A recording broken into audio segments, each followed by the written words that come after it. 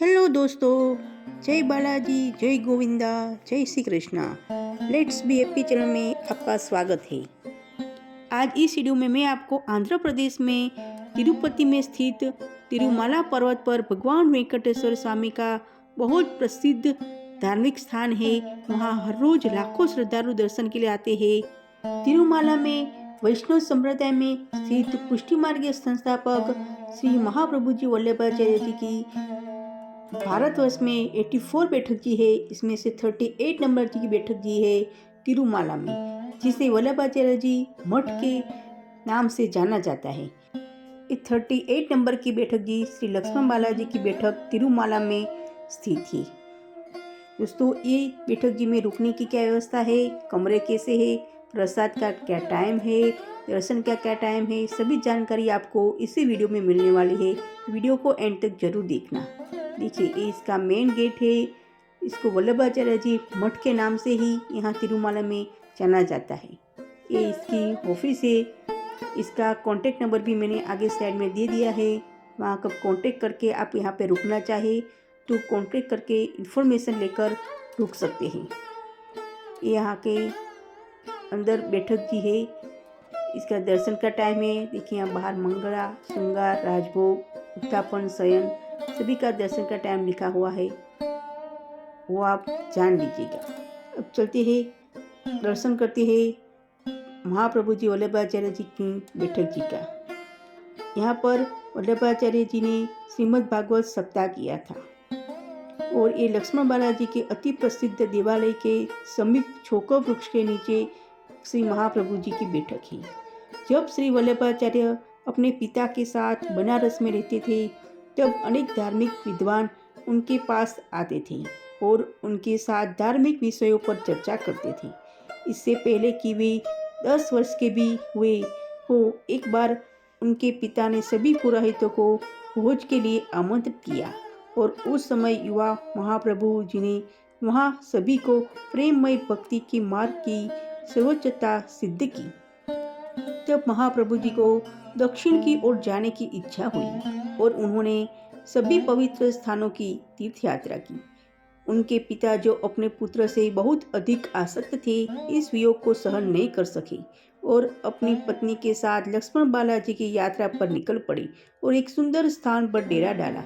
बाद में जब पूरा परिवार लक्ष्मण बालाजी के मंदिर में गया और महाप्रभु जी के पिता विग्रह का श्रृंगार कर रहे थे, तब भगवान ने जम्हाई ली और महाप्रभु जी के पिता उनके मुख में प्रवेश कर गई और अंतिम मोक्ष प्राप्त किया। उनकी माँ दुखी थी, लेकिन उनके बेटे के सुखदायक शब्दों को उनका सामना हुआ, जिन्होंने समझाया कि उनके पिता का आध्यात्मिक रूप श्री कृष्ण की दिव्य चमक है और वे अभी अभी अपने शाश्वत पर लौटे हैं। अपने पिता का अंतिम संस्कार करने के बाद उन्होंने अपनी माँ से कहा कि वे अपने भाई के साथ विद्यानगर में अपने चाचा के घर चले गए, जबकि वे मंदिर के पास एक पेड़ के नीचे 15 दिनों तक रहे। वहां उन्होंने श्रीमद् भागवत पर 7 दिवस प्रवचन किया और भगवान लक्ष्मण बालाजी भाग लेने आए।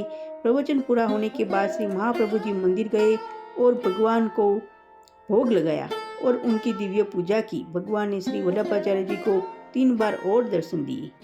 ये लक्ष्मण बालाजी बैठक जी की पूरी कथा थी। दोस्तों, आपने बैठक जी के दर्शन नीचे किए गए हैं। अब हम ऊपर आ गए हैं। इसके 2 फ्लोर है। इस तिरुमाला बैठक जी के फर्स्ट फ्लोर है। यहाँ पर देखिए, इस तरह से बहुत बड़ा हॉल है। यहाँ पे रूम भी है, पर रूम फुल हो चुका था, तो यहाँ पे इस तरह से गद्दा दिया जाता है, एक लॉकर की फैसिलिटी दिए जाते हैं और कॉमन टॉयलेट बाथरूम है। ये पूरा दूसरा सेकंड फ्लोर है। यहाँ पर भी बहुत अच्छे रूम है। पूरा रिनोवेशन अभी नया ही किया है इस बैठक जी की, पर यहाँ पर भी रूम पूरा फुल था। देखिए, एक रूम में आपको दिखा रही हूँ, एसी रूम है, ये डबल बेड एसी रूम। देखिए, रिनोवेशन किया है तो पूरा नया है और अच्छा है। सभी रूम बुक हो गए थे और बहुत फुल रहते हैं रूम की मिलने का चांस बहुत कम है, क्योंकि ये तिरुमाला में है। तिरुमाला में वहाँ पर होटल की और रहने की सुविधा बहुत कम होती है। यहाँ पर सभी रूम नए ही है क्योंकि अभी रिनोवेशन किया है इस बैठक जी में। तो आपको रूम चाहिए तो वहाँ पर आप पहले मैंने कॉन्टैक्ट नंबर दिया है स्लाइड में, वहाँ कॉन्टैक्ट कर लेके इंफॉर्मेशन ले लीजिए रूम मिल सकता है कि नहीं। देखिए अभी भी रिनोवेशन करना बाकी है, नीचे के फ्लोर का बैठक जी का रिनोवेशन होने वाला है। तो आप वो सभी इंफॉर्मेशन लेकर ही जाइएगा। यहाँ बैठक जी में एसी नॉन एसी सभी कमरे उपलब्ध है। एसी का 900 किराया था और नॉन एसी का 700 किराया था, ऐसा हमने बताया था। पर ये प्राइस तो अप डाउन होती रहती है, आप कॉल करके ही फाइनल प्राइस पूछ लीजिएगा, क्योंकि यहाँ सभी रूम बहुत फुल रहते हैं। अभी मैं आपको इस बैठक जी के आप सेवा करना चाहे झारी जी की तो किस तरह कर सकते हैं आपको दिखाती हूँ। देखिए ये बैठक जी के पीछे का भाग है, यहाँ पर बाथरूम की फैसिलिटी दी गई है। 3-4 बाथरूम है गीजर के साथ, शावर के साथ पूरा। तो आप यहाँ पर झारी जी की सेवा करना चाहे तो इसके पहले इस तरह यहाँ पर बाथरूम में अब्रश करके फिर झारी जी की सेवा कर सकते हैं।